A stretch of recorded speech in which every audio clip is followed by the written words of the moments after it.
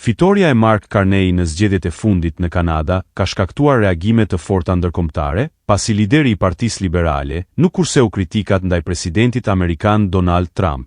Në një fjalim të zjarrt nga Ottawa, Carney e cilsoi qëndrimin e Shtetet e Bashkuara si tradhti dhe theksoi se marrëdhënia tradicionale mes dy vendeve ka përfunduar për shkak të përpjekjeve të Trump për të shtrirë ndikimin amerikan në tokat kanadeze. Presidenti amerikan kërkon burimet, ujin dhe tokën tonë, por nuk do t'i marrë kurrë, deklaroi kryeministri i ri, duke përshkruar krizën aktuale si një sfidë për sovranitetin e Kanadas.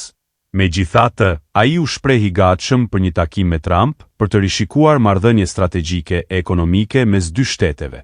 Carney shtoi se nëse Shtetet e Bashkuara zgjedhin të izolohen nga ekonomia globale, atëherë Kanadaja është e gatshme të udhëheqë në bashkëpunim me partnerë të rinj nga Europa dhe Azia. Përkundër fitores elektorale, mbetet për t'u parë nëse Partia Liberale do të formojë një qeveri shumice apo pakice.